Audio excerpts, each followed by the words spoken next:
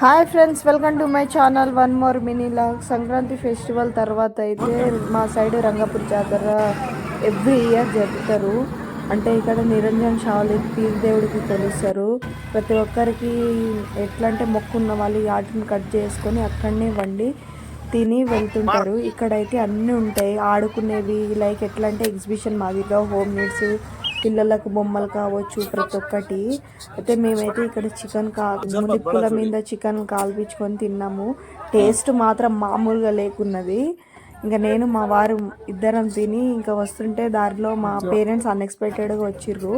ఇంకా అక్కడ వాళ్ళతో కలిసి మాట్లాడి ఇంకా నేను కూడా కొన్ని బ్యాంగిల్స్ అవి ఇవి తీసుకున్నా.